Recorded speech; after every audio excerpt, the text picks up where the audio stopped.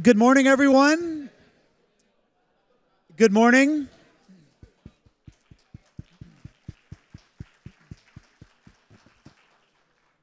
Good morning, everyone. It is my great joy and privilege on behalf of the Said Business School community to say three things. First, we are so glad that you are here today, that you have made your way to Oxford. Welcome to Oxford. Second, you are welcome in this place. We believe that this is a community that we want to draw more and more people into. And third, we believe that you are here for a reason today. And so your presence here has a purpose, and we are so glad that you have taken your time. You've made the effort to travel here, and so we are so glad to welcome you to the Oxford Business Forum Africa 2019. So welcome. Thank you for coming today.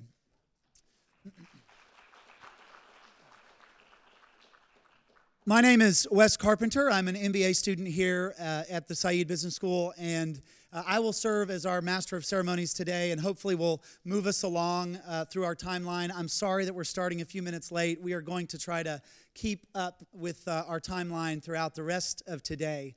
But before I introduce our first speaker, I have a few things, points of note that are going to be helpful as we make our way through the day. The first is sort of a health and safety briefing. Just so you know, we have not planned any fire drills today. So if the fire alarm does go off, we're going to ask that you exit either through the two doors at the top of the room or the two doors behind me. That means that we should actually leave the building and meet out front. The second thing I want to make sure you're aware of is that we have an app associated with today's conference called Swap Card. And you might see some signage out in the foyer. Maybe there's something on the screen in a minute. But if you haven't downloaded this app, it's an opportunity for you to connect with the other delegates and speakers, to know the timeline. And it's a really helpful way that you can follow along with the day that we're having. We would also encourage you to, if you're into the social media thing, to post with the hashtag OxfordBFA. We want to share what's going on here with people outside of this room. And you should also know that today's events are being live streamed. And so you're at the center of something that is a broader conversation that many, many people, even beyond this room, are a part of. Finally, you should know that at lunchtime we have two special opportunities. One, we will have an employer network in Seminar Room A, and there will be signage to direct you that way. And then two, we're going to have a special lunchtime session called Rebranding the Africa Narrative. And so that's going to start at 12:45, and we'll give you more detail on that later. And all of this information is in the app that we've mentioned just now. So now I have the great privilege of introducing our first speaker of the day. He is a friend, he is a fellow classmate, and he is a very unique MBA. The reason I say that he is very unique is that most people come to business school to land a better high-paying job, and Rajiv came to business school to land a zero-pay job as the chairman of this forum. And so we need to appreciate him for the effort in leading so many of our classmates and putting this on today, all with no pay. So maybe he'll get a great job down the road, but he hasn't been paid for this yet. And it's my pleasure to welcome Rajiv to the stage for our welcome address.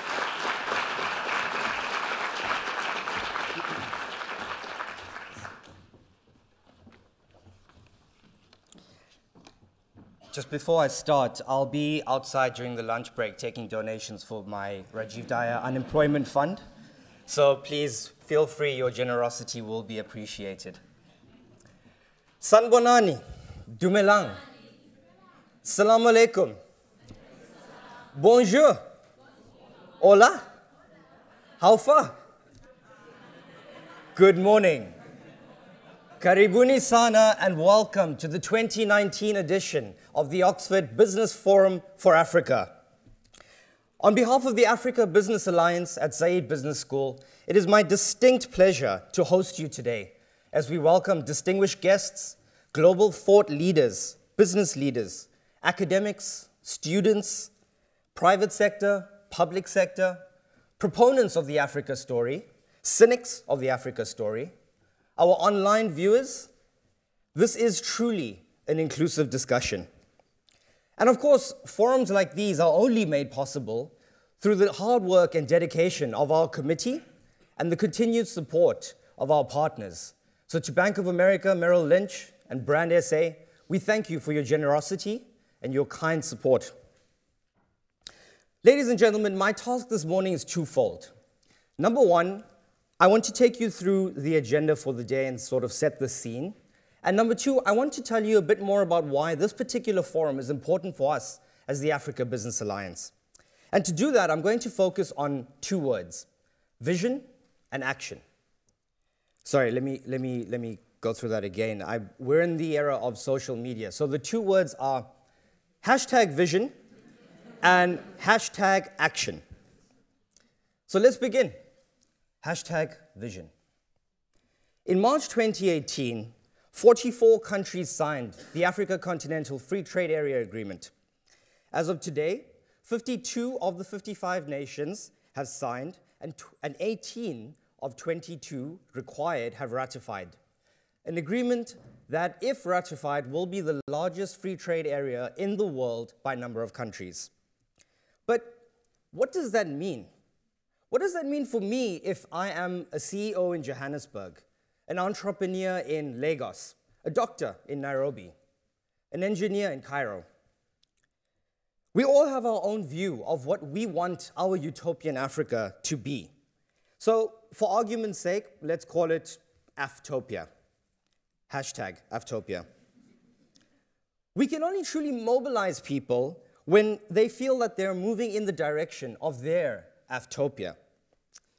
And what agreements like this do is they provide a framework, a blueprint, a roadmap to start this discussion about what we want our collective Aftopia to be. So as we progress through the day, I encourage you, take the facts and the figures and the narrative and digest that in a way that resonates with you, based on your personal circumstances, based on what you want for your Aftopia. Because the Africa of tomorrow starts with our actions today. And to echo the words of our keynote speaker last night, Mr. Runma Ote, if not us, then who? And if not now, then when? #action. How many people here leave conferences feeling, well, this was a good discussion, but what are the follow-ups? What is the action? Show of hands? Yeah? That's why, for me, this is incredibly exciting, because the beauty of this particular forum is that we're having an interactive dialogue at the intersection of business and academia. It's the fact that we can walk outside, as Wes has mentioned, and speak to potential employers if we're interested in African opportunities. It's the fact that Said is one department within an array of disciplines across the Oxford ecosystem that promotes this idea of leveraging our resources to solve global challenges. Some of you use this as an opportunity to network, some to find jobs, and for some, it can change the course of your life. I consider myself to be one in that category. 4 years ago, in 2015, I attended this forum for the first time. I happened to be in London, and a friend of mine told me that he was going to Oxford for an Africa forum. I didn't know much about the forum, and not much about Oxford, to be honest. Apologies to the Dean. Being from South Africa, you could also probably say that I didn't really know much about what was going on in the rest of the continent. So when I got here, I was introduced to the entrepreneurial flair of West Africa. I was introduced to the vibrancy of East Africa. I was introduced to how mobile money has been adopted and taking over. I then walked outside to the reception area during one of the breaks and overheard the dean talk to people about how he and his wife are personally committed to the continent through funding an Africa scholarship. And slowly but surely, my interest started to peak. I think the final nail in the coffin was the after party that night. So if you're hanging around tonight, please do join us. On a serious note, I returned to South Africa, and I knew that I had to partake in this movement across the continent. I knew that I had to immerse myself in the enormous activity that was taking place.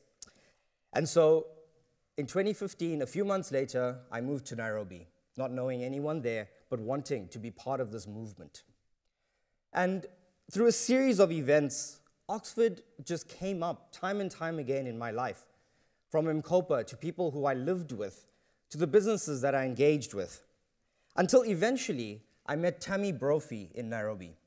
And for those of you who don't know Tammy, who's standing at the back, Tammy spends most of her time traveling across the African continent, recruiting talent for the MBA program. And I knew then that I had to apply to this program to really propel my career and to make a difference on the continent. So, in a circuitous and serendipitous manner, I guess, I stand in front of you today as the chairman of the forum that resulted in me taking a more Pan-African approach, not only to my career, but to my life. And conveniently, that's very fitting for today's theme. So, why do I say this? I encourage you to be present today. Take advantage of the opportunities and make time for serendipity. Speaking of #action, we're truly grateful and blessed to have the perspectives of some of Africa's trailblazers with us today, who have graciously given of their time to be with us. So what can we expect as we progress through the day? We know we have a trade agreement in place which needs to be ratified, but what we want to dig a bit deeper into is, how does that practically get implemented? What do we need to think about from a policy perspective, from an infrastructure and power perspective? How do we practically implement this trade agreement? We then address the practicalities. Of course, increased commercial activity also requires funding. And so we examine whether there's been effective funding or whether we need to find more tailored financing solutions or vehicles to provide the financial impetus to really stimulate inclusive economic growth in a sustainable manner. Now, having a #vision is one thing, but being able to articulate that thought is another. And so we're really excited, as Wes mentioned, to be talking about branding the African narrative during our lunchtime session today. Finally, we'll be synthesizing all of this information and talking about how we materialize this concept of Africa 2.0. How do we leverage technology? How do we leverage our competitive advantage? What do we need to do to push this forward? So if after all of this, you don't meet someone who's inspiring, you don't listen to something that's inspiring, you don't hear about a policy that resonates with you personally, well then, there will be wine at the drinks reception after. And so, in closing, while today is about learning from the wealth of experience that you're going to hear from on stage today, present company excluded, of course, it's about finding something that truly resonates with you on a personal level. It's about something that speaks to your #vision, something that speaks to your #Aftopia. As Nelson Mandela said, action without vision is merely passing time. Vision without action is merely daydreaming. But vision with action can change the world. So with that, ladies and gentlemen, on behalf of the Africa Business Alliance at Said Business School, I officially welcome you to this thought-provoking journey with us today. Now, bear with me as I'm going to read a fairly long list. Chairman of the Global Network for Africa's Prosperity, Distinguished Fellow at Stanford University's Center for African Studies and the Brookings Institution, World Economic Forum Young Global Leader, Tutu Fellow, Andrew Carnegie Fellow, David M. Rubenstein Fellow, Banting Fellow, Woodrow Wilson Public Policy Fellow. You may think that I'm reading the titles of 10 different individuals, but I'm not. These are just some of the hats that our first speaker wears. In his spare time, he serves as special advisor to world leaders on international and African affairs and has published 3 books on international development. I guess one does have a fair amount of free time when you've achieved the fastest rise to full professorship of political science for any African-born scholar in the United States, in the history of the United States. Surely he doesn't have time to watch movies like the rest of us. Wrong again. He has also written on Black Panther's Wakanda and draws parallels to resource-rich African countries.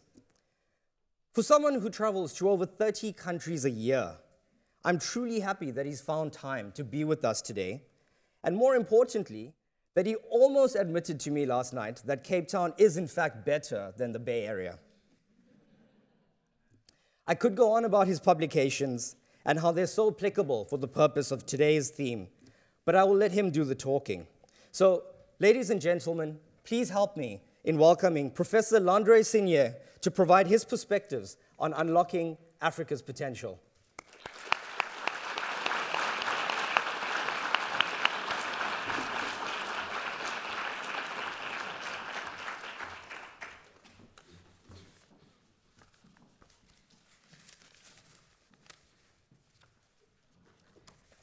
Thank you very much, Rajiv. Hello, everyone. No. Hello, everyone. Fantastic. So, distinguished hosts, guests, speakers, ladies and gentlemen, it is a great honor and privilege to be here at such an historic moment of change in Africa, and to share my views and my experience, especially on the key for successful implementation of the African Continental Free Trade Area, as you know, is a flagship program or initiative of the African Union to unlock trade, investment, and economic potential. So the initiative is extremely important, especially at the moment where we have a wave of protectionism. So not to mention the Brexit and the US threatening the World Trade Organization, the war with China, the trade war with China, and also with Rwanda. How could the US attack Rwanda? I'm speaking about AGOA, if you are probably informed about the measure taken against Rwanda when Rwanda banned imports of used clothes to develop their local industry. So, with the Continental Free Trade Area, I believe Africa has the unique opportunity to show leadership on the world stage in trade affairs with strength through unity, contrary to what is happening in the rest of the world. However, in order to achieve its potential, the initiative has to be successfully implemented, and business leaders like you should play a critical role. So I therefore deeply commend the Said Business School, the Oxford Business Network for Africa, and everyone involved in the Oxford Business Forum, especially the chair, for being at the forefront of this extremely important conversation. So when I saw the topic, when invited, single market global outcomes, I was very excited. I just say, oh wow, that is something I should not miss. So, of course, and I think as Rajiv pointed out, my work focuses on unlocking Africa and emerging economies' potential, understanding why their nations, businesses, continental institutions succeed or fail, and how to fix them. However, I'm not just an academic. I'm also a practitioner. I travel quite often to bridge the world of ideas with action by engaging with global leaders at the presidential, ministerial, or C-level executives. So, I have been studying Africa academically for almost a couple of decades.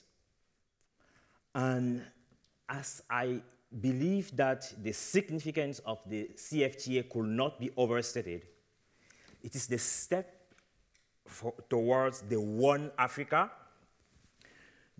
promise. And when engaging with policymakers, I can tell you that I have never seen a level of consensus as it has been for the CFTA.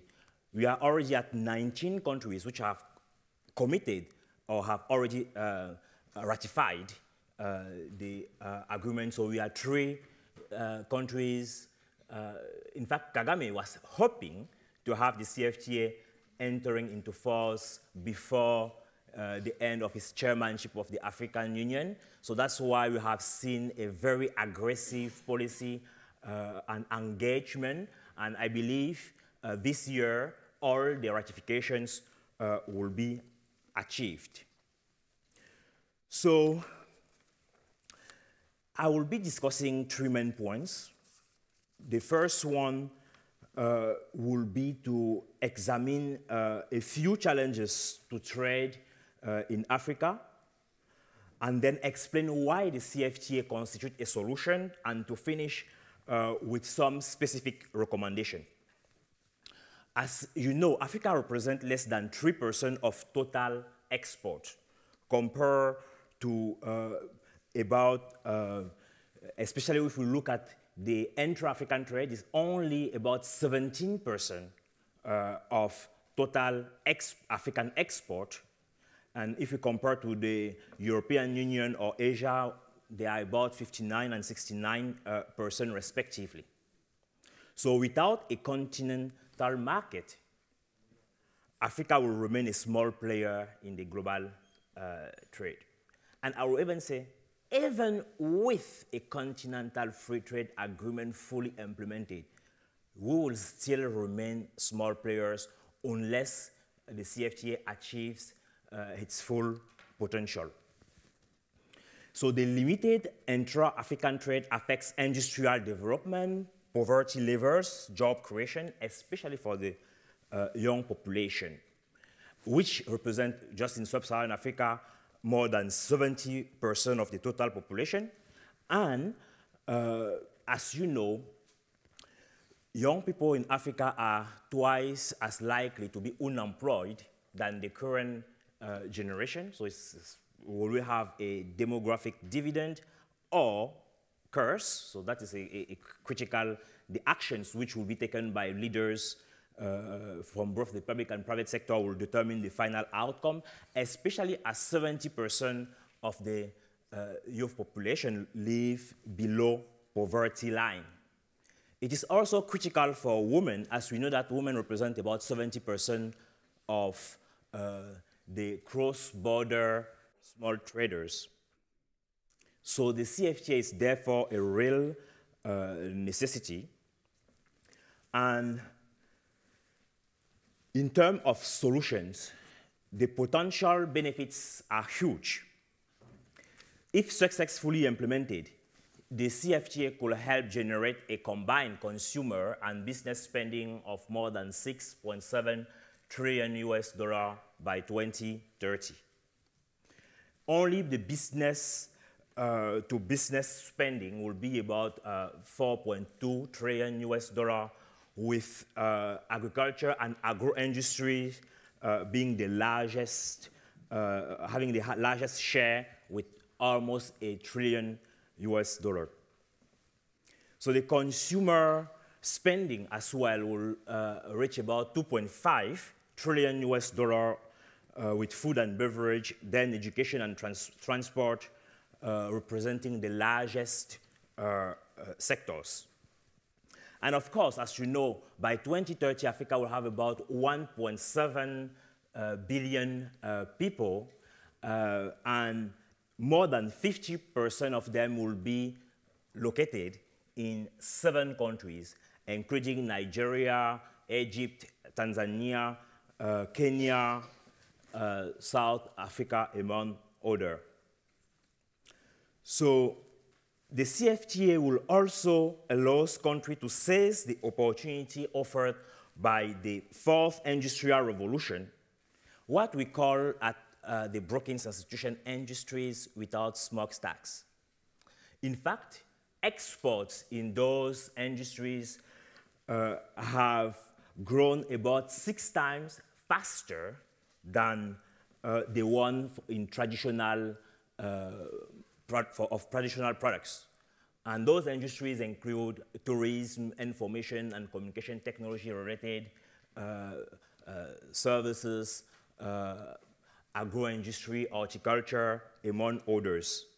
In fact, they are important because they have 3 key characteristics of traditional manufacturing: exportability, higher productivity, and they are also labor intensive. With the CFTA successfully implemented, the continent can increase also its economic output by 29 trillion USD by 2050. So overall, the CFTA will help unlock Africa's business potential, accelerate industrial development, economic diversification, quality job creations, including for youth and women, and small and medium enterprises, which represent about 80% of job creations, and contribute to a sustained inclusive growth, critical for progress in the Sustainable Development Goals and Agenda 2063. So, in order to implement the CFTA successfully, there are a few things which should be taken into consideration. In fact, the challenge to scale up and speed up continental integration and successful implementation of the CFTA primarily lie with governments. Of course, business leaders should also be involved. National policymakers should work closely with business, civil society, and international leaders and to prioritize a continental approach with standards that prioritize trade, economic diversification, industrial and technological development, including the investment in infrastructure critical for the increase of trade. So, I will be discussing a few strategies. We'll have more opportunity of having a conversation during the panel. In fact, there are still, for the CFTA implementation, we had a couple of phases: phase 1 negotiation, phase 2. The phase 1 was supposed to be completed, but the countries are still engaging. For example, RECs and countries, the regional economic communities still have to complete negotiations on competition, dispute resolution mechanism, intellectual property, and investment, among other issues. They should also agree on regulatory frameworks for service trade liberalization to facilitate, for example, market access. They should submit tariff concession schedules for trades in goods, especially the timeline and nature of products that will be liberalized. We know that 90% of them should be liberalized, and make progress in signing the Free Movement Protocol. About 30 countries have signed thus far, so we still have a long way to go.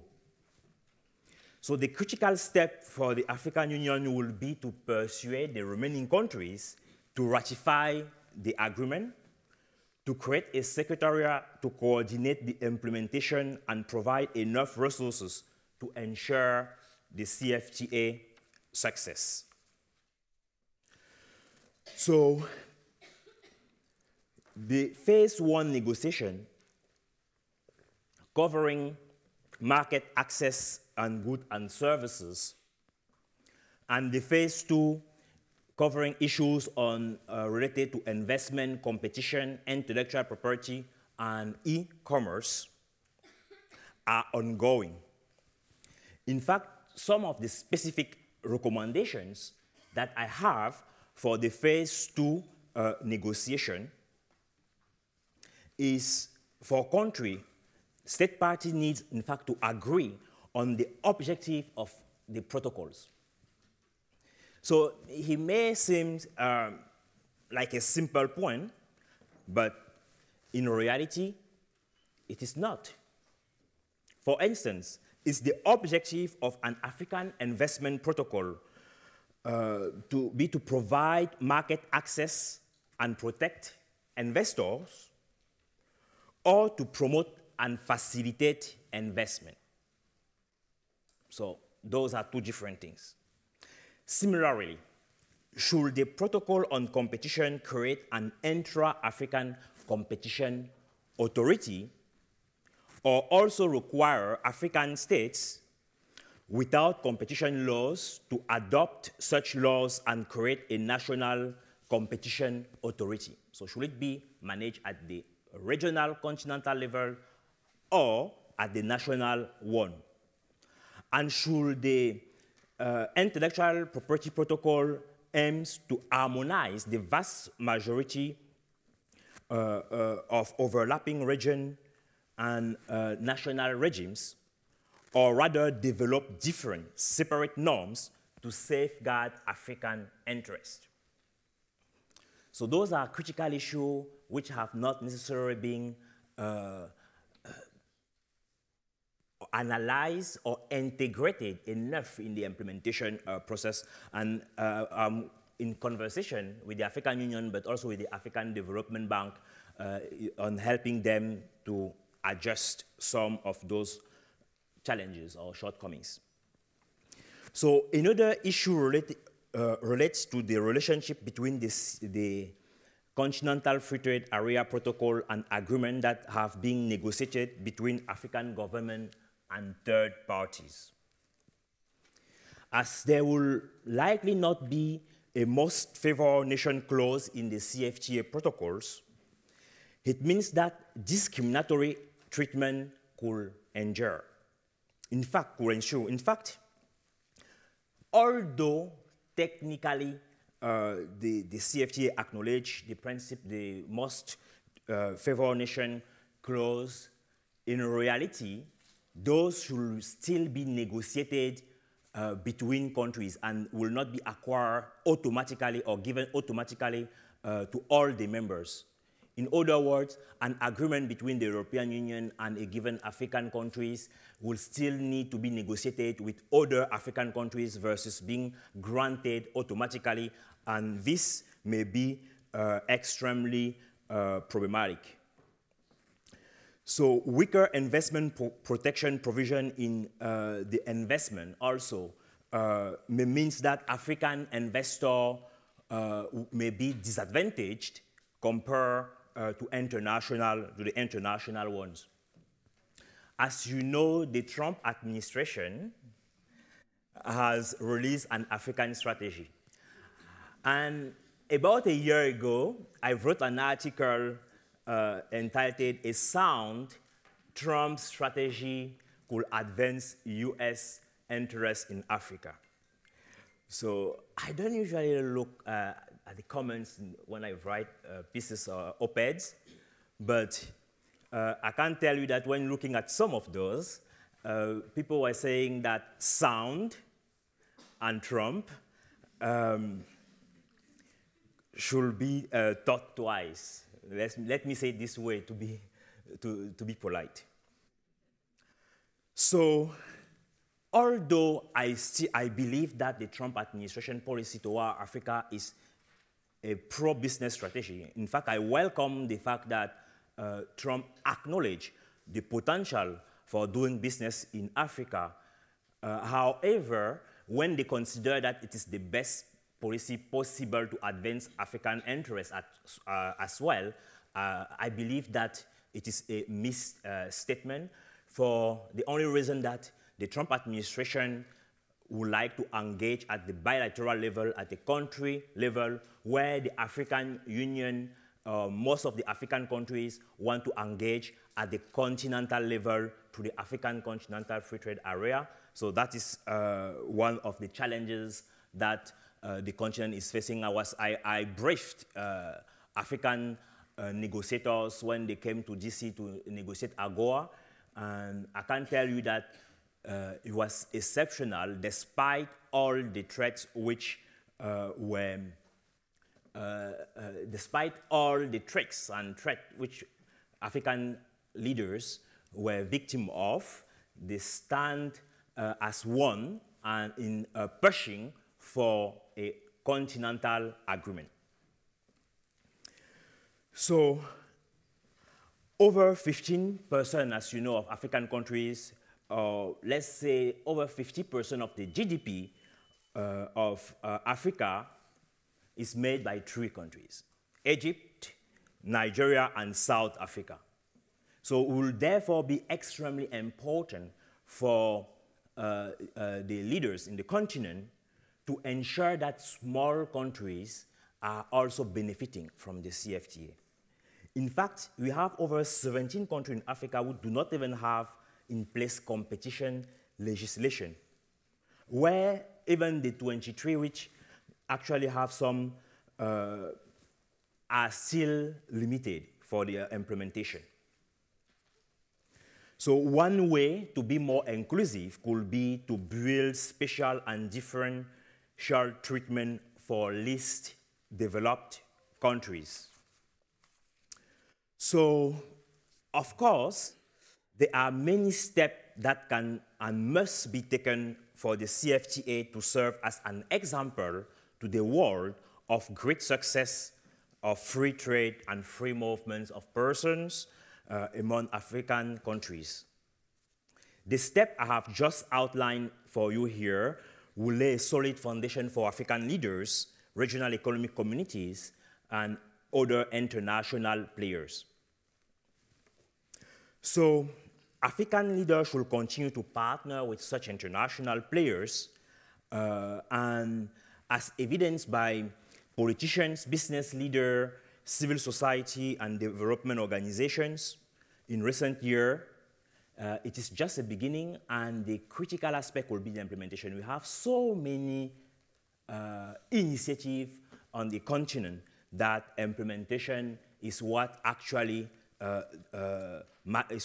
is critical. So I have tried to keep the overview of the CFTA in about 20 minutes, but I have dedicated a lot of attention analyzing and advising top leader on his successful implementation. I could talk about this for hours. In fact, my lectures are often about 3 hours.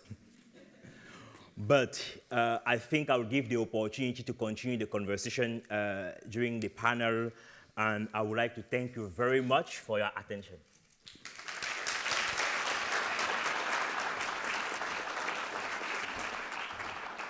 Un grand merci beaucoup pour Professeur Signé.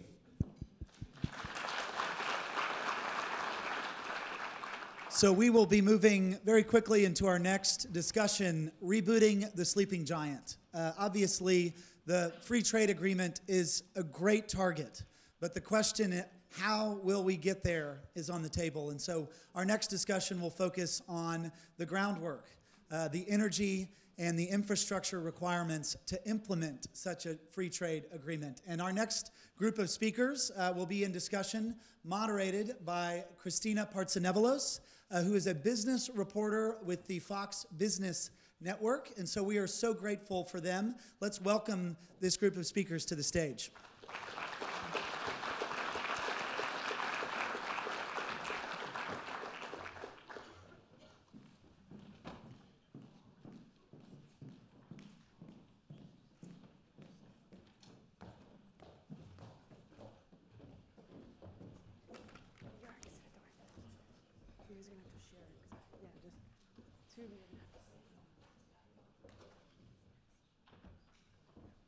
The formalities right now, you know. We're going to squeeze together, and then we're going to get this conversation going. So obviously we're a little bit behind schedule, but that's okay. We're going to have a very, very casual conversation on stage. Please write down your questions, because we will open it up to the floor with about the last 10, 15 minutes or so. So don't worry, we'll get you guys in. We do have coffee after that too, so if I don't go to you, you can go and harass them afterwards before they leave, because I know not everybody's going to be staying. So we went through one introduction of Mr. Signé, so I'm just going to add to that. I asked all of them, a little tidbit about themselves in regards to what people don't know. Yeah, you do sports and all that, but on his downtime, he writes poetry. So there's one little thing. And I know, everybody's like, the ladies are loving that. We have let's actually start down there. Mr. Kola Adesina, he's the Group Managing Director of Sahara Power Group. You have an expertise in energy and infrastructure, which I think is going to be extremely relevant to this conversation. You also work with young entrepreneurs, which I think is going to be relevant for a lot of the people in the audience here. Your little special tidbit is that you pretty much probably could outdo a lot of these guys in chess. You are a chess master. He's very confident about that as well. To my right, you've got Ronak, who your expertise is in risk because you're the director of signal risk, you're the fellow, and a lot of these bios are written out there, so you guys can look this up. The Center for African Management and Markets at the Gordon Institute, where you teach as well, which is a big deal too. You are a big fan of Manchester United, and he did see the game. So I knew that kind of reaction. He was in a pub watching it, a lot of replays of that excellent game. So you can ask him about that or his relevance when it comes to risk and integration in the African culture, either or. And then last but not least, you have Mohamed El Dashing, who is the managing partner at Oxcom Consulting. It's an economic development consulting firm. And then he's also a fellow at a DC think tank. You are based where, again? London. So he's based in London. And, we talk about academic stuff. Everybody on the stage is obviously really intelligent, lots of experience. They do really exciting things. Mohamed, he collects antique documents. So it's exciting. The government documents, too. I really hyped that one up for you. Nerd level. Yeah, we're just taking it up a notch. Yeah. All right, so let's actually get into, I'm going to start with you since I just picked on you right away. So we talked about just the benefits. We don't need to go over how the free trade agreement is going to help. We know how it's going to help, and every country can benefit. But we often hear about trade, protectionism, to tariff or not to tariff, and these are dominating headlines across the globe. Why do you think it's so important for this to be ratified right now in terms of timing? And this is the free trade agreement we've been talking about. Well, first, thank you very much. Thank you for having me here. It's good to be home. Class of 16, so. Former MBA.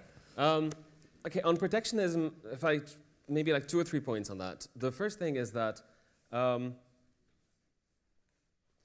if the world if we fear we're heading into increased protectionism, then it makes even more sense to develop intra-African trade for a number of reasons. One, for instance, we know that intra-African trade usually is higher added value than our exports to the rest of the world. They're primarily manufacturing, as opposed to being primarily natural resources. But also, we are, not a surprise here, Africa is fairly poorly integrated from a trade perspective. Our intra-African trade is roughly 15% of our imports and exports, as opposed to 68% in the EU, 78% in the EU, or 68% in ASEAN. And as such, it makes sense, it's an important opportunity. At the same time, if we're concerned about protectionism, then that's actually a good chance for us to start upgrading our own regional capabilities, right? I'm a strong believer in regional value chains, which is basically better integration within regions that will probably be more export-oriented, right? So kind of like Southeast Asia did for electronics, countries getting together, banding their production capabilities to better face the international market. So that's an opportunity that we have here. And one last thing I think is worth adding is that we're not completely immune of protectionism either, right? It's not just US and China. We also had when we're discussing that agreement, you had that coming up a lot in the discussion within Africa, right? So Nigeria, for instance, was one of the countries whose both the manufacturer association but also the labor unions were very strongly putting strong concerns about how that might hurt local industries and so on. Now, it's interesting that this comes from the biggest economy in the continent because that's exactly the same, they're having the exact same kind of concerns as the smaller countries. So that means that there's an opportunity here. It also proves that we need to do a lot more when it comes to sort of fine-tuning that agreement. So Landry's speech, for instance, was mentioning special treatment for least developed countries, for instance. So these are one of the things that we can put in place to sort of better take advantage of that, while at the same time alleviating those protectionist pressures that we have within Africa. And you actually just brought up Nigeria, just for the audience. There was a quote from the Nigerian Labor Congress, and they said it's the actual free trade agreement is extremely dangerous and radioactive neoliberal policy. But I'm going to move on, Landry, for you, just to discuss the fact that there are already existing trade agreements, not only with the countries within the continent and outside of the continent, but you have all of these acronyms that we don't even need to go, all these trade agreements that have already been established. So how do you assure, or what should be done to make sure there's no overlap and show that this African Continental Free Trade Agreement, another acronym, is better and will offer more to those involved? Yes, that has been a concern for many people, but the first thing to say is that even in the conceptualization of the CFTA, the RECs, the regional economic communities, are integrated in the decision-making process, which means that they are in charge for the next few years of ensuring the successful implementation of the CFTA at the sub-regional level, and hopefully later being integrated continentally. So, but one thing to say is that we also have monetary unions, and I think those, unless the African Monetary Union is implemented, which will not happen tomorrow. So those sub-regional monetary unions, I think about Central Africa, West Africa, will remain effective. So until that point, do you think there'll be a consolidation? The goal is to consolidate. And I think President Ramaphosa of South Africa has been also one of the advocates for a continental currency. However, I think many countries are very concerned. If we only think about the CFA has generated a lot of debate. The West and the Central and West African currencies from former French colonies. So I think that harmonization of policies will be critical, and for that to happen, countries should first increase the trade amongst nations. And when we speak about the performance of regional economic communities on the continent, there's an asymmetry. For example, Central Africa is underperforming with less than 5% in total of export or trade between the country of the sub-region. So, on one hand, the regional economic communities will be partner for the successful implementation, but on the other hand, for the monetary unions to be uniformized, countries also have to develop a convergent macroeconomic policies. And having said that, of course, some people are wondering, why do we have the CFTA when some of the regional economic communities are not already working? And how can we ensure the successful implementation of the CFTA compared to the past initiative? So I have perhaps 3 or 4 critical points. So the first one is the effective coordination and implementation mechanism. So everything is about implementation to reduce the gap between the intentions, the very great intentions, and the policy outcome. So quite often policy leaders think about the best policies, but they don't take enough into consideration the conditions for a successful implementation of those policies. So this is one of the first ones. The second point is compliance and dispute resolution mechanism. Quite often, even when policies are adopted, leaders are not penalized when they are not implementing such policies. We have seen some progress with the African Union reforms. I participated in some debate and engaged with some leaders, and I can tell you that I was shocked by the fact that some were thinking they should not be penalized even if they don't respect rules. So compliance is critical. A third point is financing. Most of the time, African leaders come with an initiative and hope that the rest of the world should be funding it. And after that, some are wondering, some are wondering why the people funding are also trying to shape the outcome or the directions. It's normal. When you put your money in something, you want also it to serve your interest. So it will be critical then for African leaders to mobilize domestic resources in order to achieve those goals. And finally, the involvement of the business community. In fact, trade, we cannot have trade without traders, without investors, business leaders. So it's critical for business leaders to engage vigorously in activities across the continent. And I think you have seen Dangote being a strong advocate for the removal of trade barriers and the creation of a conducive business environment. Thank you. You've outlined you seem very optimistic about it, even within your speech. And actually, that's a great pivot to Ronak, who we were talking about this last night.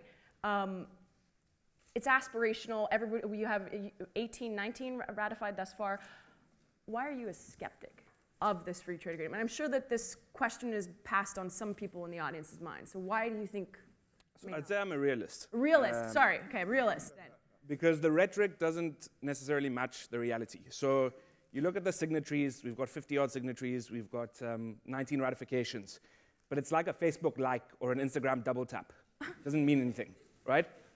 So, for me, the talk doesn't necessarily match the action. Because on the one hand, from an ideological perspective, we're talking about reducing the cost of doing business, making it easier, regional cooperation, reduced borders, all that kind of stuff. But then you've got countries like Nigeria, which is taking a very nationalistic and protectionist approach. They've just had an election. Maybe Jubril will do a little bit better. I'm referring to Buhari's supposed clone. But there's a very nationalistic policy kind of orientation there. Same thing with Tanzania. Yeah. So on a kind of more micro level, they're not adding up. And I think ultimately this highlights a few of the tensions that need to be overcome. So on the one hand is this kind of debate between the supranational body versus individual sovereignty of a country. On the other hand, there's this question around accountability. Like Landry mentioned, if people are not performing or complying, is there going to be a stick with which to beat them? Because if you look at the DRC election, for example, and the shenanigans around that from a kind of calling into account perspective, African countries tend to adopt a policy of non-interference. So ultimately, for me, this is a discussion around political will and willingness to actually implement, because the devil is in the detail.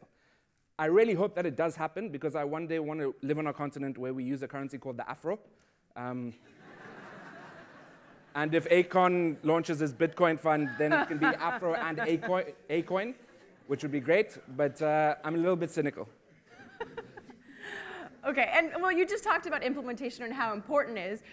Colette, can you just talk about given your experience, you've worked in dozens of countries within Africa and in the Middle East, trying to get these countries to work together. So if we take those comments and use your expertise and your past experience, how can we make that happen right now so that we can ensure that the realists in the room will believe that this can, and that there's going to be no sticks to beat them, because they can actually go through with this and follow through, all of the countries, and not just dominated, like Landry mentioned before, by Nigeria, South Africa, and Egypt? Okay, thanks for the privilege of this invitation. Before addressing that question, I'll first speak to Ronak. The president of Nigeria is Muhammadu Buhari and not a Jubril. He's been elected. That's my president. We don't have a clone as a president in Nigeria. That's the very first thing. Now, incidentally, you and I are fans of the same club, Manchester United. So, disagreement and alignment. Now, working in different parts of the world has been quite exciting to me and my company. And the key word is alignment. I've always used the human body as my example of what is required for success in any society. My lungs, my kidney, my livers, my brain. If there is any misalignment, I'm sick, I'm healed, I'm not well. When there is alignment in my body, I'm effective, I'm efficient, I perform, and I deliver results. Wherever we go in Africa and elsewhere, the first thing we seek is alignment. The Labor Union and Manufacturers Association in Nigeria is opposed to this wonderful agreement primarily because of lack of understanding of alignment. Because if somebody somewhere lets them know the value embedded in an agreement of this nature, everybody loves good things. Everybody wants things better, quicker, cheaper, more efficient, and that's what life is all about. So as an organization, wherever we want to operate, we first seek alignment with the people. We respect them. If you don't respect a people, a society, they won't welcome you in. So for them to take us in is respect. It's for them to see the value we're bringing to the table. It's value addition. We're not coming to take something away from you. We're actually coming to align with you to make it better. We don't go with superiority complex, that we're better off and we have resources and knowledge better than theirs. We go there letting them know that, yes, we're here to make things better. And that's the essence of humanity, to make things better. Yeah. So as an organization, that's the first thing that we do. Now, in terms of Africa, Africa is still considered a dark continent, primarily because of the fact that 70% of Africa is not lit. So how do we power Africa? So again, back to my company, Sahara, what we do is to evaluate the needs of the various society we want to operate in. What is the missing link to greatness in this society? If you can offer solution to any society, you'll be welcomed, you'll be prosperous, you'll become a Sahara. That's what we've done as an organization. I hope they're watching the live stream right now, right? Just, yeah, he's doing a good job promoting. You brought up Nigeria, actually. How many people in the audience are from Nigeria? Okay, keep your hands high. How many of you believe that your country will ratify this agreement? Ooh. Okay, okay. So to that point, you have Nigeria that possibly is focusing on protectionism. We talk about tariffs. Mohamed, I'm going to direct this question at you.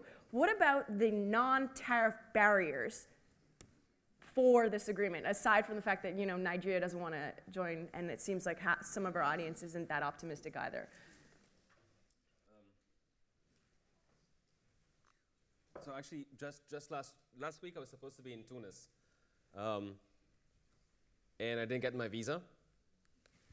And the best part is that I was going for a meeting on freedom of movement.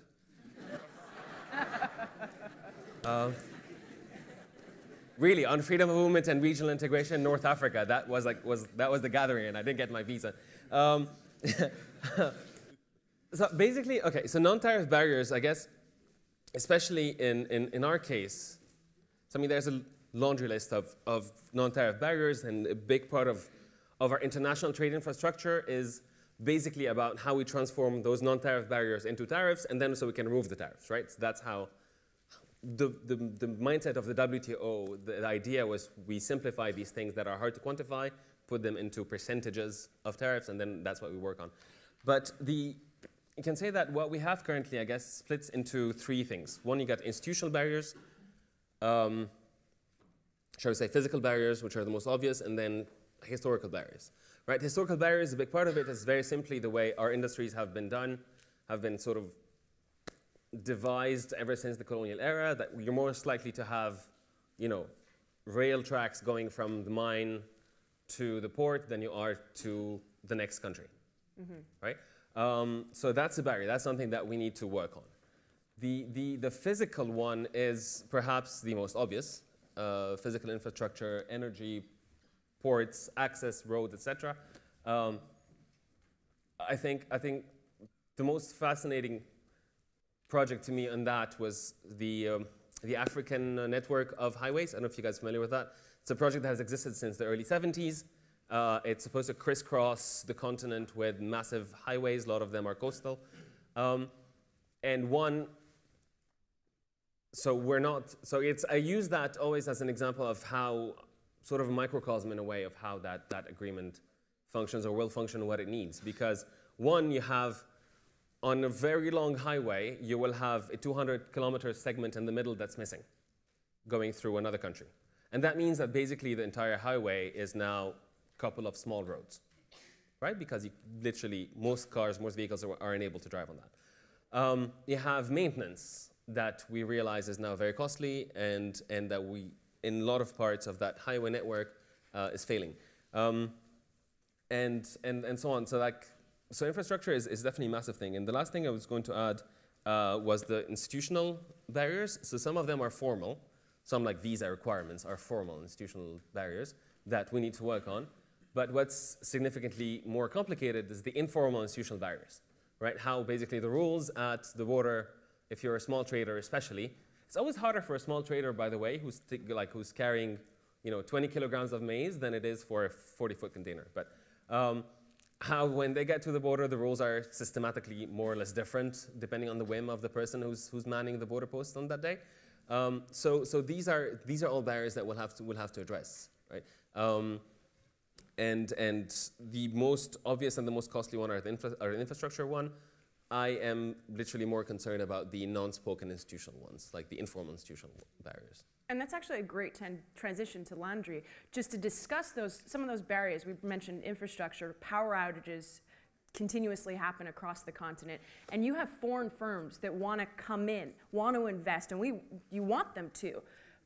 Can you describe right now how possibly foreigners might see the situation in Africa in general when you bring up the lack of infrastructure, when you bring up energy being a major issue as well? Describe how that could be a deterrent. So I have engaged extensively with foreign investors, and in Washington, D.C. a few months ago, one came and told me, Landry, I don't understand.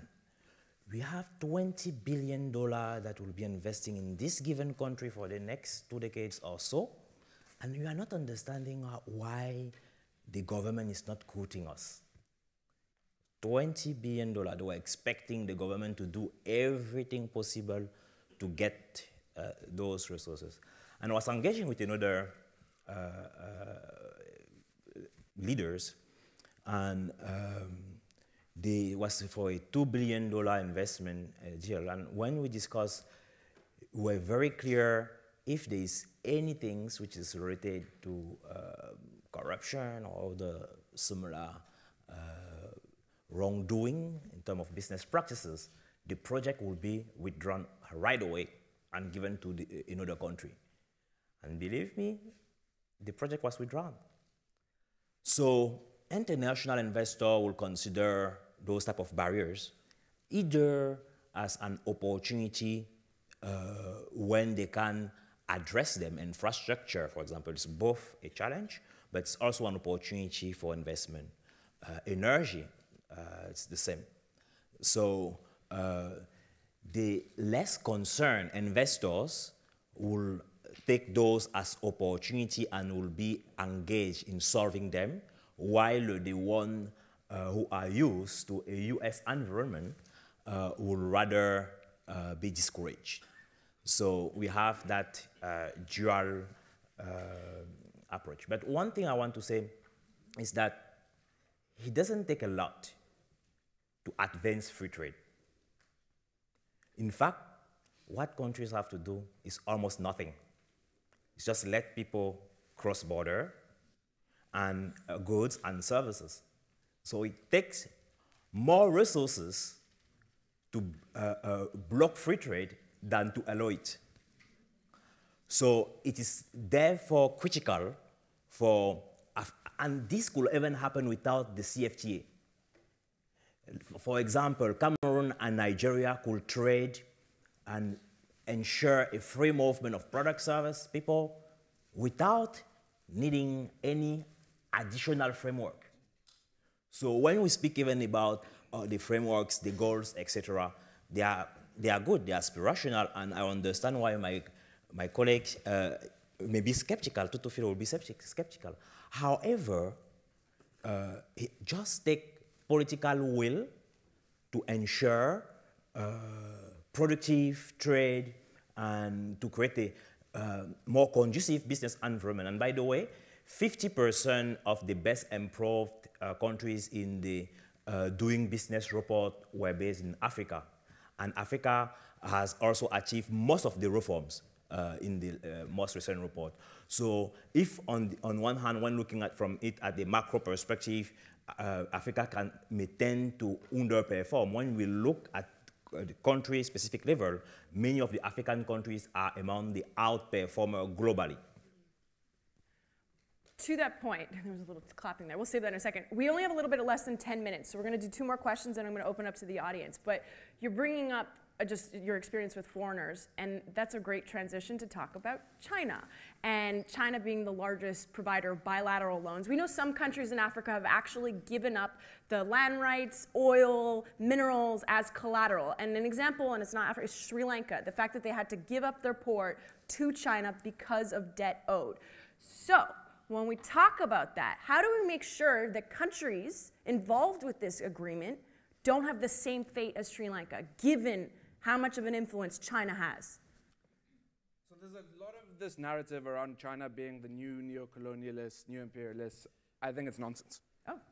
So the reason I say that is because it's very paternalistic. It's as if Africans don't have any agency, and there's a choice. Which is unfortunate, just to interrupt you, but that is the narrative that you often see internationally. And saying it, as a Canadian, and I see that in just media coverage. But continue. Yeah, so the point is you've got choice, right? So we're now in a situation where the world is changing geopolitically.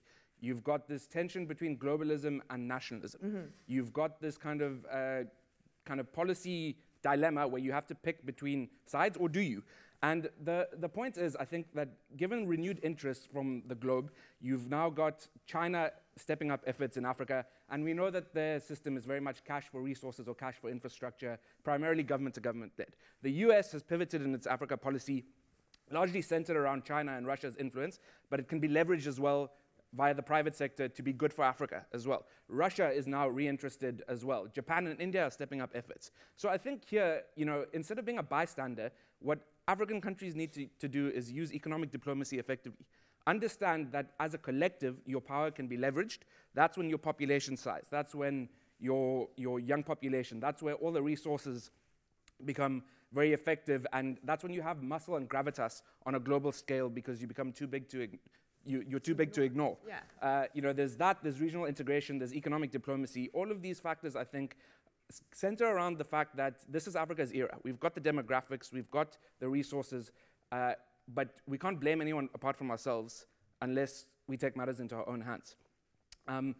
I think, just to change tack slightly, I think one of the other things is that we often hear comparisons around African free trade and integration and the EU. Yes. And I think that's very different because one, the selling it to the public in the EU context was a lot easier. We had just come out of World War II. There was a recognition by the populace and the leadership that Europe was stronger together rather than apart, and it was better for peace and prosperity. Now, in an African context, you don't have that luxury of time and stuff being done over decades because we're living in a social media age where consensus is very, very difficult to build, and people want short-term instant gratification, and it doesn't lend itself to complexity. So what you've got then is a situation where you've got these tensions between globalism and nationalism. You've got people who will exploit the fact that it's easier to kind of take the isolationist and insular approach, and that doesn't lend itself to long-term policy making or consensus building. So we've got to do things differently to the way other regions have done it in the past. And that's actually a good transition, Kola, for you. This is the last question. To take that integration, he's suggested all these wonderful aspirational goals as the realist in the room. How, given your experience again with all of these countries, how feasible is that, especially when you have a stronghold? And you can bring China into the conversation to further his answer, but what are your thoughts on getting that to work? Okay, I love the presentation that Rajiv gave here earlier. Action is the word. action. Yeah. Action from the standpoint of somehow I've seen leaders, not just in Africa, pander to popular voice. And on that basis, it's like me wanting this big audience to all rise up and clap for me. I have things to say to make them do that. But that may not be right. What I've said may not be correct. So we truly need a change of mindset, generally. Isn't that aspirational? It's not. No, because you can apply that to every single country. Let's really focus on realism and getting it done as opposed to what the popular vote is or how I can well, you see, again, you have to connect the dots. In connecting the dots is to lift people out of poverty and make them see the light of prosperity. That there are opportunities out there. Rather than be traders of fear, be a trader of hope. You want to build a wall, and you leave your country, you go to Singapore and Vietnam to negotiate with another country that has the potential nuclear power to affect you, and yet around you, you want to build a wall. Contradiction. So you cannot have that mindset that, okay, on the local space, I want to make everybody to love me and vote me again so that I make my country great again. And yet, I want to go out there to make another nation prosperous by engaging in a symbiotic relationship. What are you saying? Your neighbor, you want to build a wall. Out there, you want to engage. I don't understand. Now, with Africa, people speak to Africa from the standpoint of a continent that is beggarly. No. Africa cannot be treated in that manner. That is disrespectful. Africans have pride. Africans love to excel. Africans love to shine. We are here, we are doing well. Why do we come to Oxford and we are the best in the class, and then we get back to our country, we can't make change happen? So it's primarily for us to take the mindset that made us the best here, making Africa the best there. That's all that Africa wants from you. That's what we need to do. Policy, infrastructure, electricity, water, everything that we require, we can make it happen. People have resources. Oftentimes, you hear that, no, you need to support them, they can't afford it. That's not true. Mobile phone in Nigeria. Before we had a mobile phone, the mindset was, no, the poor cannot afford it. Today, you have poor people out there with 3 or 4 mobile phones, and then they are happy. They just want to say, hi, how are you? Nothing more. And they hear that you're fine, they open their mouth, their teeth, none, and then they grin, they're happy. They're just happy.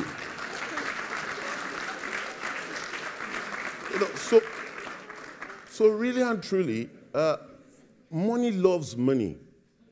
Money gravitates towards money. Yeah. China does not love Africa because Chinese want to be African. No. They love Africa because there's money to be made in Africa. Africa very soon, by population, will be bigger than China. And that is going to happen. The only bet pill required to reduce the population of Africa is electricity. Mm-hmm. Because without electricity, procreation is the name of the game. So you need to electrify Africa quickly. Oh.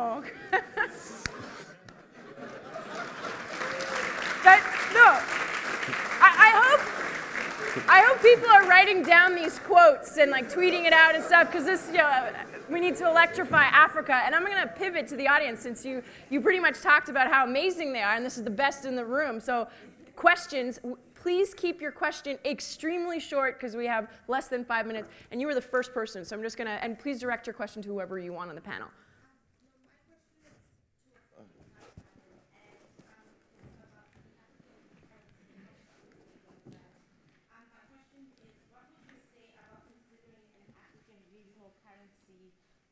sorry.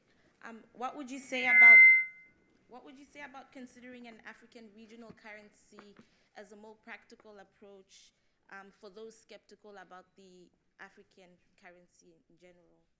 Do you want to start?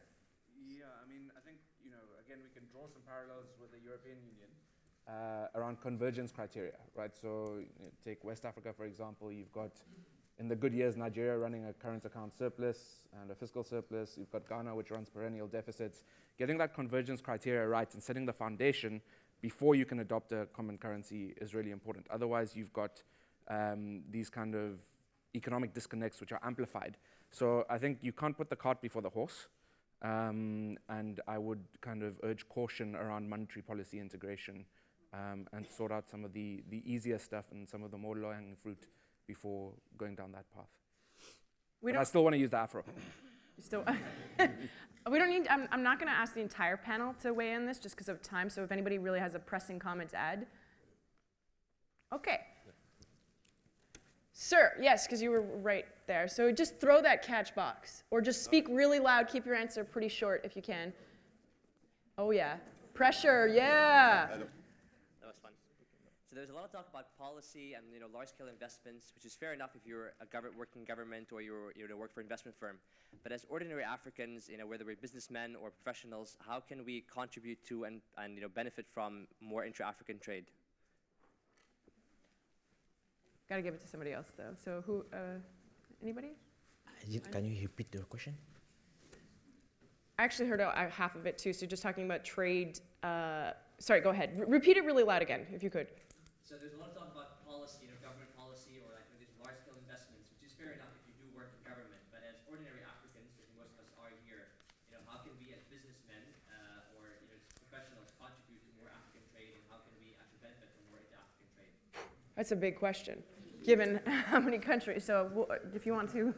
So quickly, meaning as a business person, you have to do business. You have to engage. You have to create sub-regional value chains. Like, why don't you outsource some aspect of your production in the countries which are the most competitive, and then aggregate things in also the meaning we have seen that with, for example, South Africa in the car and the automobile industry. So it is already ongoing, and we see that with Dangote having different products in across the region. So it's very important for the business community to be engaged and to take the opportunity, because, again, I said, to have African trade, we need traders, we need investors, we need business people. Everything which is being done now is meaningless without you engaging. And additionally to that, the civil society should also be involved.